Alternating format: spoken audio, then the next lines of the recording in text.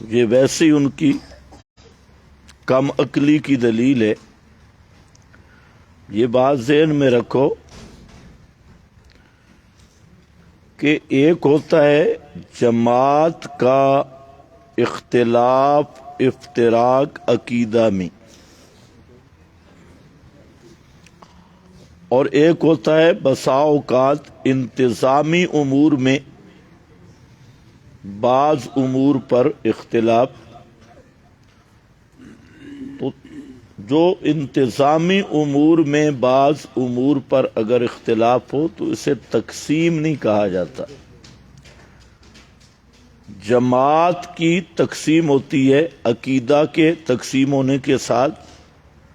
اب بھی الحمدللہ جمعیت اشاعت التوحید و سنہ کے جو ذمہ دار حضرات ہیں وہ سب کا ایک ہی عقیدہ ہے، عقیدے میں کوئی اختلاف نہیں۔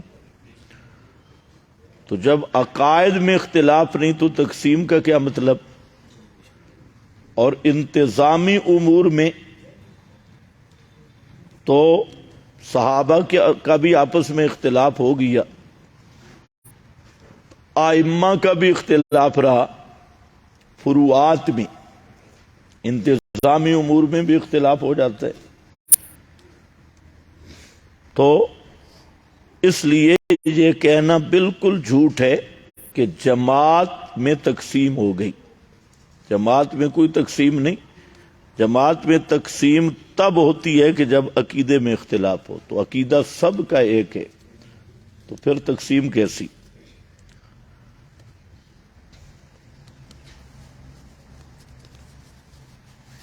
کیا جماعت میں صلح ہو سکتی ہے؟ اگر ہو سکتی ہے تو اس کا طریقہ کیا ہے؟ آپ اس کی کوشش کیوں نہیں کرتے؟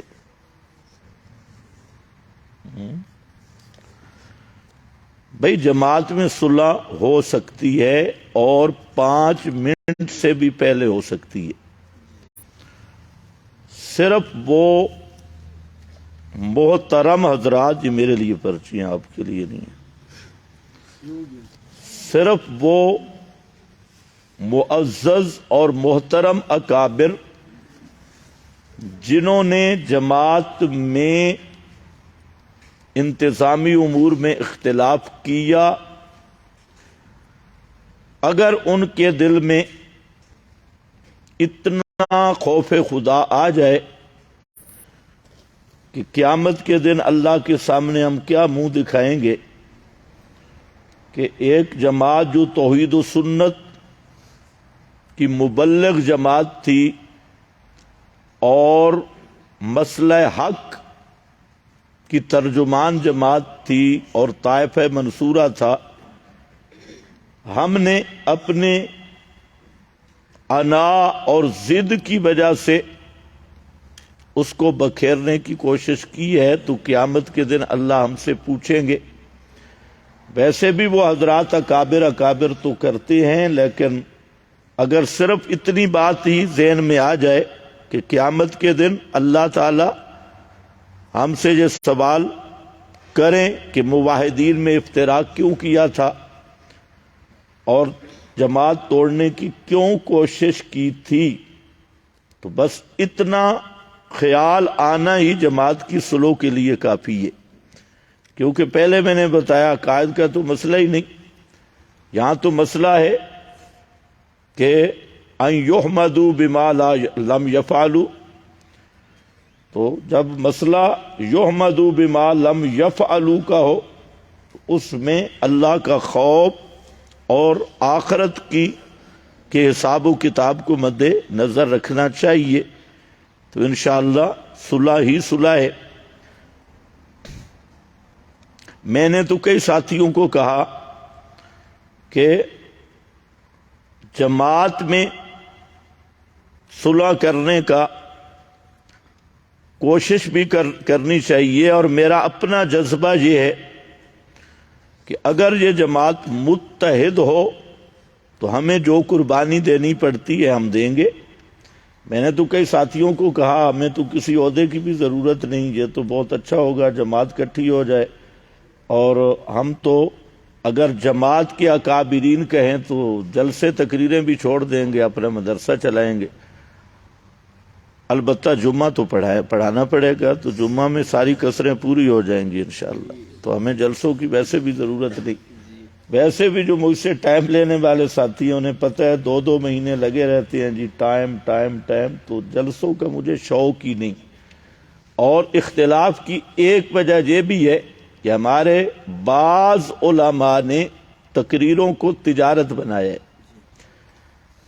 اب ان تجارت کے پیش نظر انہوں نے خواہ کوشش کی ہے، دھڑے بندی کی، تاکہ ہمارا کاروبار چلتا رہے اور ہماری تقریریں چلتی رہے اور ہماری بزنس قائم رہے۔ تو ہم الحمدللہ نہ کبھی جا کے تقریروں میں پیسے لیتے ہیں، نہ ہمارا یہ کاروبار ہے، نہ یہ ہمارا بزنس ہے تقریریں۔ تو ہمیں تو تقریریں جو ہمارا پروگرام نہ کرائے ہم اس پہ بہت خوش ہوتی ہیں، اور جو کراتی ہیں یہ ہمیں بہت سارے کاموں سے نکال کے لے جاتی ہیں۔ تو اس لیے گزارش تو یہی ہے، جو اس پرچی والے کی ہمدردی ہے، ہماری عوام بہت مخلص ہے، اللہ علماء کو بھی اخلاص اور آخرت کا ڈر نصیب کرے۔ بعض لوگ کہتے ہیں دین صرف نماز روزہ اور خوش اخلاقی کا نام ہے، سیاست کا دین سے کوئی تعلق نہیں۔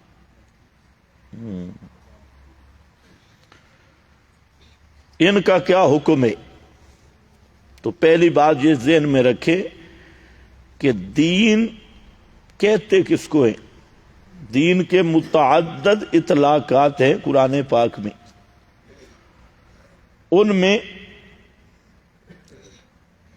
اصل جو معنی ہے دین کا وہ ہے نظام اور قانون۔ نظام اور قانون سورہ یوسف میں موجود ہے کہ بنیامین نے چوری نہیں کی تھی، بنیامین کی بوری میں وہ پیمانہ رکھا گیا تھا، اور جب تلاشی لی گئی تو بوری سے پیمانہ وہ برآمد ہو گیا۔ تو حضرت یوسف نے بھائیوں سے پوچھا کہ اگر تمہارے علاقے میں کوئی چوری کرے تو اس کی کیا سزا ہے، کیا قانون ہے تمہارا؟ تو انہوں نے کہا جو چوری کرے گا وہی چوری کے بدلے میں غلام بنایا جائے گا۔ تو اس سے حضرت بنیامین حضرت یوسف کے پاس رہ گئے کہ ان کی بوری سے وہ پیمانہ برآمد ہو گیا تھا۔ اب یہاں پر قرآن نے ایک لفظ ذکر کیا ہے کہ فی دین الملک، اللہ فرماتی ہیں کہ وہ حضرت بنیامین کو بادشاہ کے قانون کے مطابق نہیں رکھ سکتے تھے۔ انہوں نے سوال کیا اور یہ قانون خود کنانیوں کا تھا، جو چوری کرے تو وہ اس کو رکھ لیتے، لیکن بادشاہ کے دین میں نہیں رکھ سکتے تھے۔ یہاں دین کا معنی کیا ہے؟ قانون اور نظام۔ تو اس لیے یہ بات ذہن میں رکھ لے کہ دین کا معنی نظام اور قانون ہے، اور ہمارا دین کامل دین ہے۔ الیوم اکملت لکم دینکم، تو کامل دین میں عبادات بھی ہیں، معاملات بھی ہیں، اور نظام حکومت بھی ہے۔ سیاست جو سیاست شرعیہ ہے وہ سیاست بھی دین میں ہے۔ حدیث میں آتا ہے کہ بنو اسرائیل کے تسوسہم الانبیاء، انبیاء ان کی سیاست کرتے۔ کیا مطلب ہے؟ کہ انبیاء ہی نظام سلطنت اور اللہ کی کتاب کو نافذ کرتے، ان پہ قانون عدل نافذ کرتے۔ خود نبی کریم صلی اللہ علیہ وسلم کی دعوت جو تھی وہ بھی نظام کی دعوت تھی، اور پورے قرآن کی دعوت بھی یہی ہے۔ تو اس لیے جو آدمی کہتا ہے کہ دین سیاست سے جدا ہے تو یہ خالصتاً کفر ہے۔ وہ آدمی دین کو مکمل ہی نہیں سمجھ رہا، وہ دین کو ناقص سمجھ رہا ہے۔ اس کو تو عام دنیا دار پڑھے لکھا وہ بھی سمجھتے ہیں کہ جدا ہو دین سیاست سے تو رہ جاتی ہے چنگیزی. دین اور سیاست کو جدا کیا جائے تو پھر ظلم ہی باقی رہتا ہے. یہ آج بڑے تعجب کی بات ہے کہ اسمبلیوں میں بھی یہ بات چلی آ رہی ہے کہ جی سیاست میں دین کی بات نہ کرو. تو مطلب ہے انہوں نے مان لیا کہ ہم پکے بے دین لوگ ہیں، اور یہ ان کا ماننا حق بھی ہے کہ موجودہ جو نظام سیاست آپ پر مسلط کیا گیا ہے یہ مغربی جمہوریت ہے، اور مغربی جمہوریت برطانیہ کی مسلط کردہ جمہوریت، جو اگر کچھ بھی آدمی میں عقل اور شعور ہو تو یہ نظام ہے ہی ظلم پہ مبنی.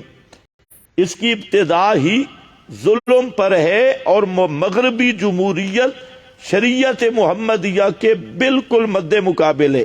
اور یہ گھڑی اور اس کو رواج تب دیا گیا جب خلافت عثمانیہ کو ختم کیا گیا، تو یہ اقوام متحدہ اور یہ بڑے سارے کافر مل کر انہوں نے آئندہ کے لیے انتظام کیا کہ کہیں اسلام نافذ ہی نہ ہو، جہاں پر بھی ہوں وہ ہمارے غلام ہی کام کریں اور اسلامی نظام کہیں نافذ نہ ہو. تو اس لیے یاد رکھو قرآن پاک کامل دین ہے، پیغمبر نے کامل دین پیش کیا اپنی سنت تشریح مقام سے. تو سیاست دین کا حصہ ہے، البتہ موجودہ مغربی سیاست یہ کفر اور طاغوت کا حصہ ہے. یہ دجالی نظام ہے اور محمدی نظام کے بالکل مد مقابل.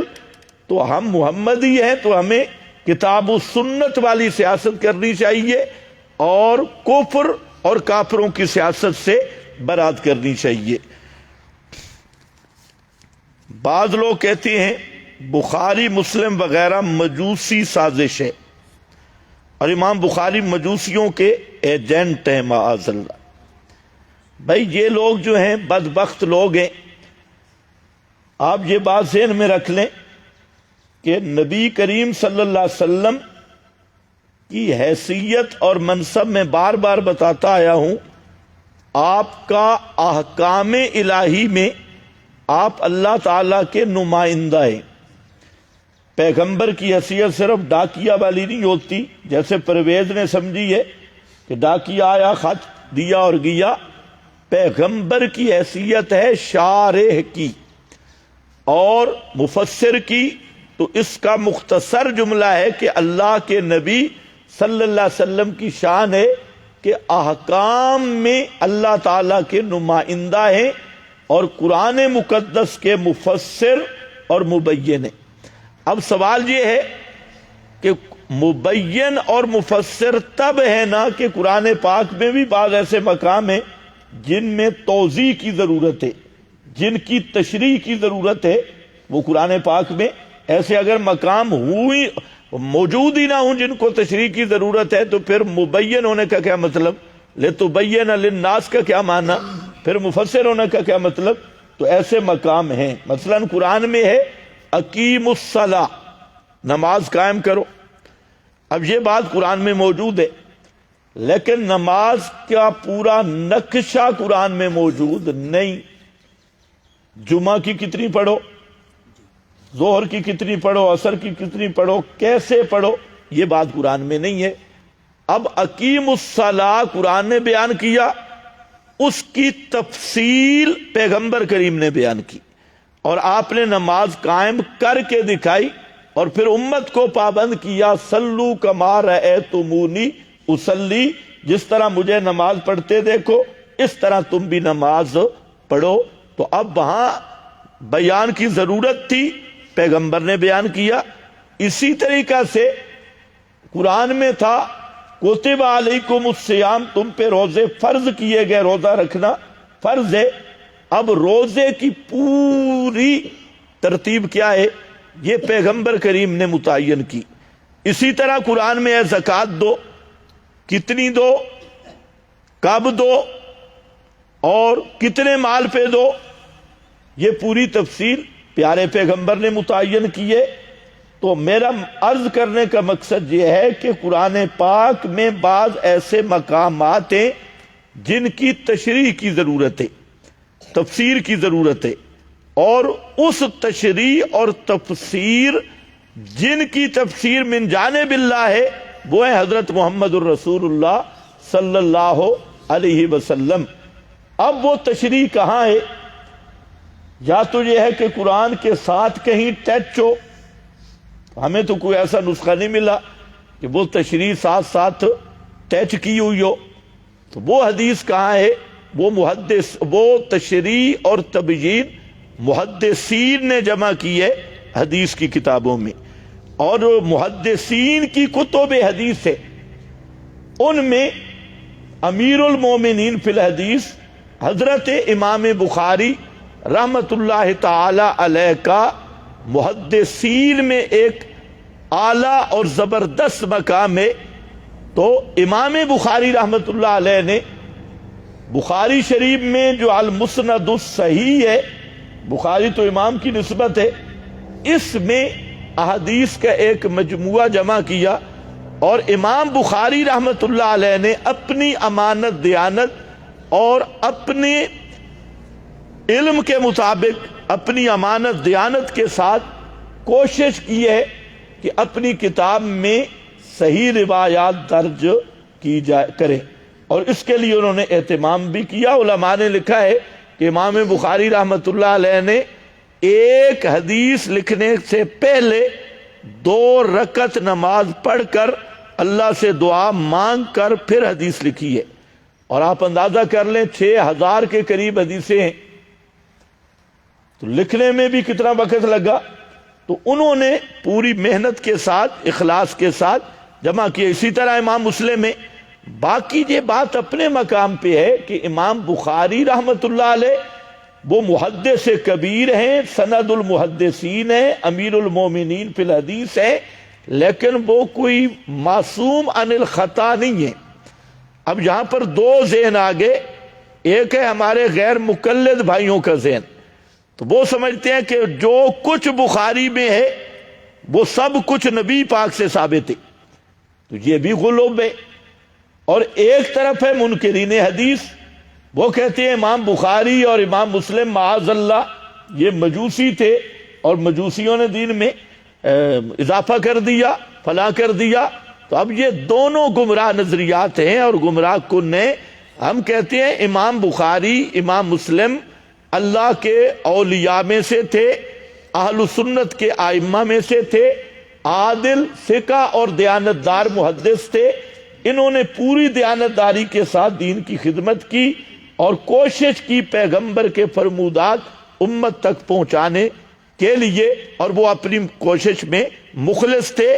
ہاں انسان ہونے کے ناطے اور بخاری یا مسلم مخلوق کی کتابیں ہونے کے ناطے وہ بھی کوئی غلطی سے پاک نہیں ہے، غلطی ان میں بھی ہو سکتی ہے، اور بعض مقامات پر امام دار قطنی رحمت اللہ علیہ نے مستقل ایک کتاب لکھی ہے الالزامات والتتبع، جس میں 200 روایات پہ فنی بحث کیا ہے امام دار قطنی نے بخاری اور مسلم کی، تو انہوں نے علمی بحث کی ہے۔ تو بحث تمہیز اپنے مقام پہ ہے، لیکن محدثین کی بے ادبی کرنا، ان کو مجوسی کہنا اور ان پر اس طرح کا اعتراض کرنا، یہ کوئی مسلمان آدمی نہیں کر سکتا۔ یہ وہی آدمی کر سکتا ہے کہ جس کے دل میں پیغمبر کے فرمان کی حیثیت ہی نہ ہو اور پیغمبر کا احترام نہ ہو، ورنہ یہ محدثین تو امت کے محسن ہیں۔ بعض لوگ کہتے ہیں اچھا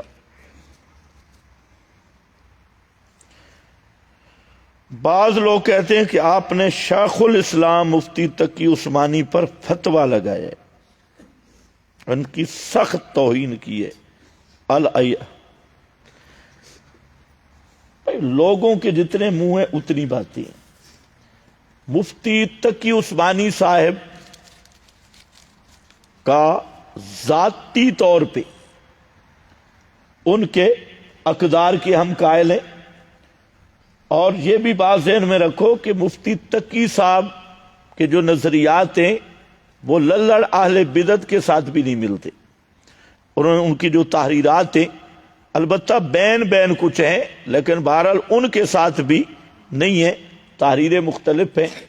تو مفتی تقی عثمانی صاحب نے ایک واقعہ بیان کیا تھا کہ فلاں صوفی آیا آپ کی قبر پہ تو آپ نے ہاتھ باہر نکالا اور وہ ایک پرانا جھوٹ تھا، اس کو مفتی صاحب نے بیان کیا۔ تو میں نے تو اتنی بات کی کہ آپ تو مفتی اعظم ہیں، آپ بڑے آدمی ہیں، تو آپ اگر یہ واقعہ بیان کریں گے اور جو تاریخی جھوٹ ہے اور اس کی نسبت پیغمبر کریم کی طرف کریں گے تو لوگوں کے عقائد کا کیا حال ہوگا اور دوسرے لوگ کیا کریں گے؟ تو اس پر میں نے گرفت بھی کی، اور اس گرفت کو میں اب بھی اللہ کی توفیق سمجھتا ہوں، کیونکہ یہ جو مولوی درمیان والے ہیں اب انہوں نے بجائے اس کے کہ انصاف کا تقاضا تو یہ تھا نا کہ یہ مفتی صاحب کو بھی کہتے کہ حضرت مفتی صاحب آپ کی یہ شایان شان نہیں کہ ممبر پر ایک کذب اور وہ بھی رسول اللہ پر آپ بولیں، یہ آپ کی شایان شان نہیں، آپ کو اس سے رجوع کرنا چاہیے۔ اب بجائے اس کے کہنے کے انہوں نے کہا، اس نے مولوی صاحب نے مجھے بھی کہا، تو میں نے کہا کون سا لفظ میں نے توہین والا بولا؟ میں نے تو کہا شیخ الاسلام، مفتی اعظم کا لفظ بھی وہاں ہے، تو کہتے آپ نے غصہ کیا۔ تو میں نے کہا یہ غصہ تو ایمانی غیرت تھی، یہ کوئی تصنع نہیں تھا۔ حضرت موسیٰ نے حضرت ہارون پہ غصہ نہیں کیا تھا؟ اللہ جانے یہ صوفی مولوی پھر کہاں جائیں گے کہ حضرت موسیٰ نے تو حضرت ہارون کی داڑھی اور بالوں سے پکڑ کے کھینچا۔ کیوں کیا تھا غصہ؟ توحید کی وجہ سے۔ تو توحید کی وجہ سے اگر کسی بزرگ پہ غصہ آ جائے تو یہ مذموم ہے یا محمود ہے؟ تو اب یہ جو صوفی صافی ہیں اصل میں یہ وہ لوگ ہیں جو اعتراض کرنے والے ہیں، انہوں نے اپنے علماء کو یا معبود بنا رکھا ہے یا معصوم بنا رکھا ہے۔ اصل ان کے یہ نظریات ہے کہ ہمارے جو اکابر یا بزرگ ہیں تو یہ معاذ اللہ کوئی نبوت کے مقام پہ فائز ہیں اور ان پہ اعتراض ہو ہی نہیں سکتا۔ ان پہ اعتراض کرنا توبہ توبہ توبہ، ایمان چلا جائے گا۔ ہم بھائی ان اکابر کا اپنے مقام درجہ بدرجہ احترام ضرور کرتے ہیں، لیکن کسی کو نہ معبود سمجھتے ہیں نہ معصوم سمجھتے ہیں۔ کوئی بڑا مفتی اعظم غلطی کرے تو وہ بھی غلطی ہے، کوئی چھوٹا مفتی غلطی کرے تو وہ بھی غلطی ہے۔ تو بہرحال میں نے اس پہ رد کیا، اور الحمدللہ صرف میں نے نہیں رد کیا، اس کے بعد وہاں کراچی کے شیخ الحدیث مولانا ڈاکٹر منظور احمد مینگل نے بھی رد کیا۔ پھر الحمدللہ مکہ مکرمہ میں، وہاں مکہ مکرمہ مسجد حرام میں جو مدرس ہیں حضرت مفتی محمد مکی حجازی، انہوں نے بھی رد کیا۔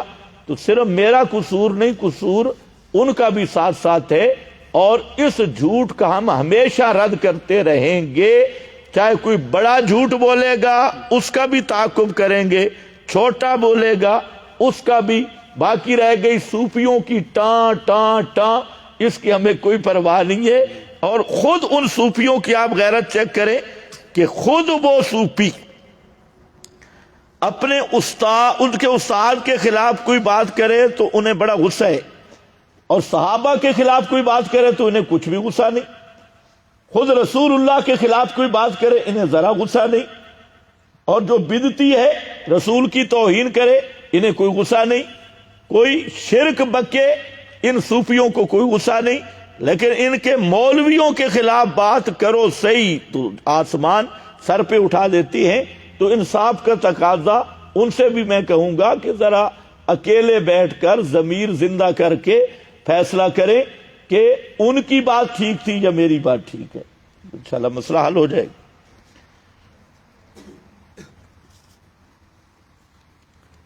باقی یہ جو فتویٰ شتوہ ہم نے نہیں لگایا، ہمارے فتوے اتنے کچے نہیں ہوتے، فتوے شتوے یہ کچے مولوی لگاتے ہیں، ہم ہمیشہ فتویٰ سناتے ہیں، لگاتے نہیں ہیں۔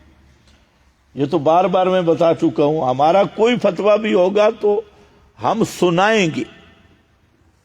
تو فتویٰ لگانے والے تو ان مفتیوں کا کام ہے، کسی کو کھانسی بھی آئے تو فتویٰ لگا دیتی۔ تو ہم فتویٰ لگانے والے نہیں ہیں، فتویٰ سنانے والے ہیں۔ فتویٰ سنانا اور ہوتا ہے، لگانا اور ہوتا ہے۔ بعض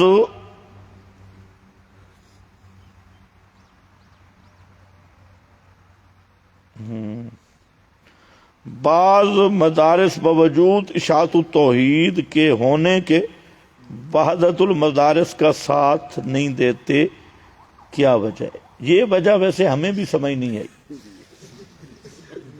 یہ وجہ میں بھی اب تک سوچ رہا ہوں، مجھے بھی یہ سمجھ نہیں آئی کہ اب تک سارے کوشش کرتے رہے کہ وحدت المدارس کا بورڈ ہونا چاہیے، اور وہاں جو اس وقت ساتھی تھے سب سے زیادہ میں نے خود زور لگایا، ان کو بار بار کہا کہ اپنا بورڈ ہونا چاہیے، کیونکہ اس سے پہلے جو وفاق المدارس والے تھے یہ ہر سال منصوبہ بناتے کہ مماتیوں کو نکال دو، مماتیوں کو ہم ساتھ نہیں رکھیں گے۔ پھر دیکھتے بھئی سب سے زیادہ مدارس تو اشاعت کے ہمارے ساتھ ہیں، تو چندے کہاں سے آئیں گے اگر ان کو نکالیں گے؟ پھر ایک بزرگ ہمدرد بن جاتا اور دو مخالف بن جاتے، اور پھر انہوں نے وفاق المدارس کے رسالہ میں گمن جیسے بدنام زمانہ آدمی کے ملفوظات بھی دیے، اور اپنے جتنے ان کے فتاوی جات سب تھے وہ بھی۔ اس وقت سب اشاعت و توحید والے دعا کرتے کہ یا اللہ ہمیں اپنا بورڈ دے دے تاکہ ان بدعتیوں سے جان چھوٹ جائے، لیکن یہ مجھے نہیں سمجھ آئی کہ جب وہ بورڈ بن گیا تو اب بعض لوگوں کو مروڑ ہونا شروع ہو گیا اور انہیں بہانے بنانے شروع کر دیے۔ تو یہ ایسا معمہ ہے جو مجھ سے بھی ابھی تک حل نہیں ہوا۔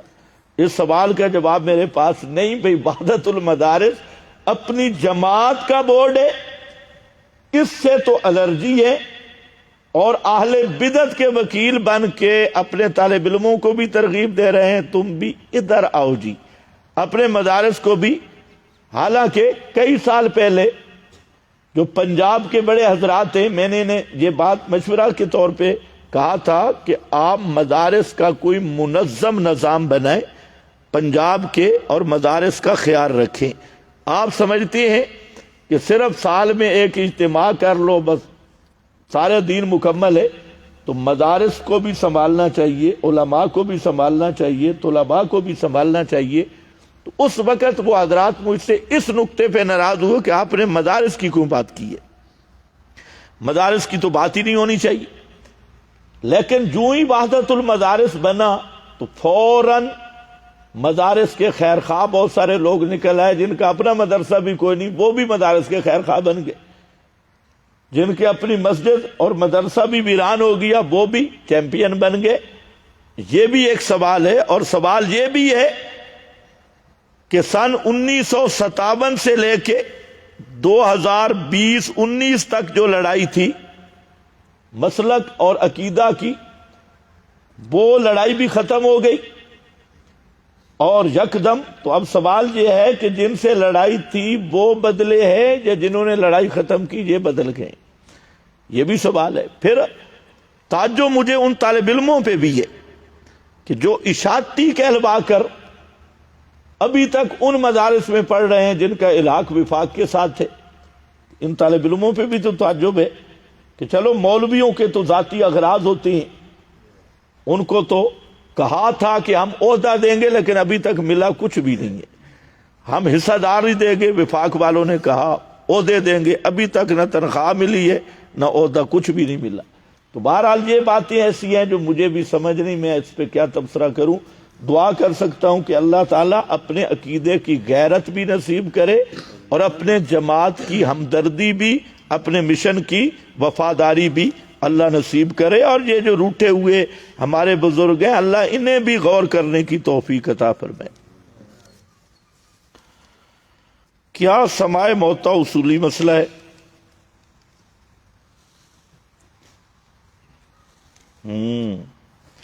تو پہلے تو اس سے پوچھو بھائی اصولی مسئلہ کہتے کس کو ہیں؟ اگر تمہیں اصولی مسئلے کا پتہ ہی نہ ہو بھائی اصولی کس کو کہتے ہیں، تو پھر تجھے بتانے کا فائدہ ہی نہیں ہے۔ بھائی جو سما کا مسئلہ ہے، اس کا تعلق ہے توحید کے ساتھ۔ موت سے اسباب ختم ہو گئے، اب جو عادتاً مردے میں صلاحیت سما مان رہا ہے تو وہ مردے میں ما فوق الاسباب صفت سمیع مان رہا ہے۔ اب آپ بتائیں توحید اصولی مسئلہ ہے یا فروعی مسئلہ ہے؟ جی تو یہ بھی خالص توحید ہے، بلکہ اگر آپ دیکھیں تو شرک کا دروازہ شروع جہاں سے ہوتا ہے، مین گیٹ۔ اگر ان کا عقیدہ ہو نہیں سنتے تو کوئی بکرے وہاں دے گا، نظریں، نیازیں، سورے پکار، سفارش، یہ سارا شرک کٹھے ہی جہاں ہوتا ہے کہ سنتے بھی ہیں اور جواب دیتے بھی ہیں، تو یہ شرک کا گیٹ ہے۔ اور جو عادتاً سننے کا مسئلہ ہے تو یہ تو صاف بات ہے کہ بغیر اسباب کے سننا یہ اللہ کا خاصہ ہے۔ اب یہ کسی مخلوق میں مانے، چاہے زندہ میں چاہے مردہ میں، تو وہ آدمی کیا ہے؟ مشرک ہے۔ عالم اسلام کا اتحاد کیسے ہو سکتا ہے؟ بہت آسان ہے، بہت آسان ہے۔ کتاب و سنت اور فہم صحابہ، اس پہ بند ہو جائے اور جتنے اپنے اپنے فرقوں کی کتابیں سب کو آگ لگا دیں، آسان بات ہے۔ کتاب و سنت اور فہم صحابہ، بھائی پہلے بات یہ بھی ذہن میں رکھ لیں کہ یہ فروعات کا اختلاف نہیں ہوتا، اختلاف ہوتا ہے عقائد اور اصول میں۔ تو عقائد اور اصول کا جو مسئلہ ہے وہ براہین قطعیہ سے حاصل ہوتا ہے، اس لیے جتنی بھی بزرگوں نے، ہر فرقے نے کتابیں لکھی ہوئی ہیں مختلف مسائل پہ، تو ہم کہتے ہیں ساری کتابیں بے شک ہماری بھی اپنی بھی سائڈ پہ کر دو، اور کتاب و سنت جو عقیدہ بتائے اور جو صحابہ نے اس کا معنی سمجھائے، سارے مل کر اسی کو تھام لو۔ دیوبندی، بریلی، یہ کیا ہے، اہل حدیث کیا ہے، یہ جتنے فرقہ واریت ہیں یہ پیدا اس لیے ہوتی ہے اپنے اپنے بزرگوں کی آراء سے اور بزرگوں کے نظریات سے۔ تو چھٹکارے کا ایک ہی راستہ ہے، وَاعْتَصِمُوا بِحَبْلِ اللَّهِ جَمِيعًا وَلَا تَفَرَّقُوا۔ حبل اللہ کتاب اللہ، اس کو مضبوطی سے تھامو۔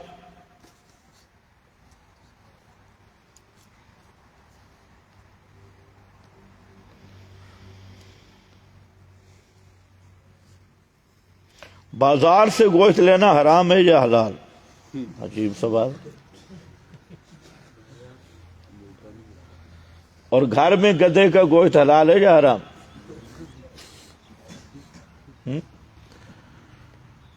آپ بددیانتی کی انتہا دیکھیں کہ ہمارا ایک غیر مقلد مولوی سے مناظرہ چلا کافی لمبا۔ اس غیر مقلد مولوی کا دعویٰ تھا کہ قرآن نے گدھے کو حلال کہا، حدیث نے گدھے کو حرام کہا، تو آپ گدھے کو حرام کہتے ہیں تو آپ قرآن کے مقابل حدیث کو مانتے ہیں۔ اسی طرح مچھلی کا مسئلہ تھا، وہ کہتے ہیں قرآن نے مچھلی کو حرام کہا، حدیث نے مچھلی کو حلال کہا۔ اور میرا جواب دعویٰ یہ تھا کہ قرآن میں بھی گدھا حرام ہے، حدیث میں بھی گدھا حرام ہے، قرآن میں بھی مچھلی حلال ہے، حدیث میں بھی مچھلی حلال ہے۔ اور میں یہ کہہ رہا تھا کہ یہ جو تو نے تقابل پیش کیا ہے نا کہ قرآن نے گدھا کو معاذ اللہ حلال کہا اور حدیث نے حرام کہا، تم نے حدیث مانی ہے، قرآن نہیں مانا۔ وہ ثابت یہ کرنا چاہتا تھا کہ قرآن کے مقابل حدیث حجت ہے، اور میں کہہ رہا تھا جو قرآن کے مقابل ہو وہ حدیث پیغمبر کا فرمان ہے ہی نہیں۔ اب مسئلہ تو یہ تھا، بار بار وہ کئی گھنٹے تک وہ مناظرہ چلا، اور وہ موجود ہے نیٹ پر، باقاعدہ ویڈیو سب کچھ موجود ہے۔ اس میں بار بار آپ یہ سنیں گے کہ دعوی میرا یہ ہے کہ گدھے کو قرآن نے بھی حرام کہا اور حدیث نے بھی حرام کہا، مچھلی کو قرآن نے بھی حلال کہا، حدیث نے بھی حلال کہا۔ اب یہاں سے انہوں نے کی کٹنگ، اور جہاں نئی جگہ ہوتی ہے تو میری آواز کو وہ فیک ایک کلپ بنا کے انہوں نے جاری کیا، جی مولوی صاحب کہہ رہے گدھا حلال ہے،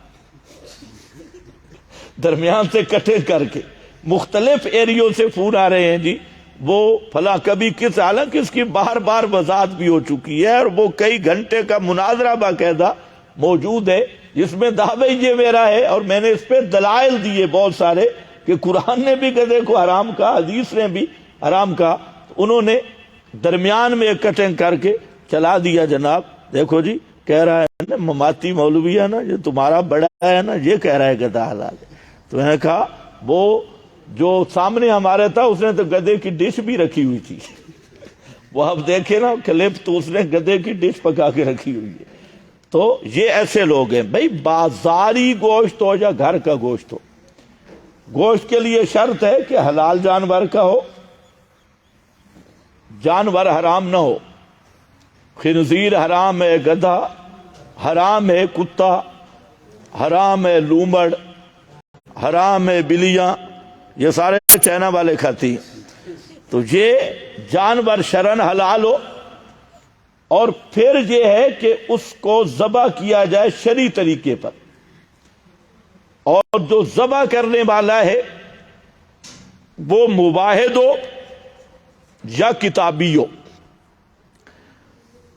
غیر کتابی مشرک نہ ہو، یا کلمہ گو مشرک بھی نہ ہو، کتابی ہو یا مواحد ہو، تو اس کا ذبح شرعی طریقے پہ کرے تو ذبح جائز ہے، چاہے گھر میں ہو یا بازار میں۔ اصل میں یہ ہے کہ جو بازار میں گوشت ملتا ہے، یہ تو آپ نے کئی دفعہ دیکھا کہ بسا اوقات کئی ہوٹلوں والے مردے گدھے کا گوشت کھلاتی، کئی گدھا ذبح کرتے ہیں، کئی چیزیں، تو وہاں اعتبار نہیں ہوتا۔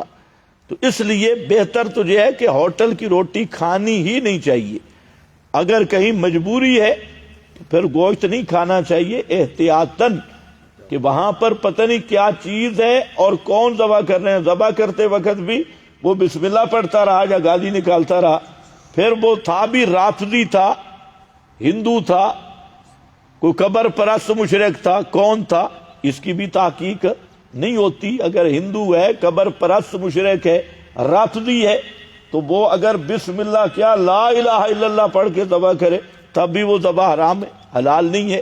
یہ الگ بات ہے کہ وہ حرمت تحقیقی اور ظنی ہے، بہرحال حرمت ہے، چاہے وہ ظنی ہو۔ تو اس لیے بازار غیر بازار کی بات نہیں ہے، سوال اصل کیا کرو جو کرنا چاہیے۔ ختم؟ ہاں کیا ہے؟ بس اب یہ پرچیاں رکھ لو، لمبا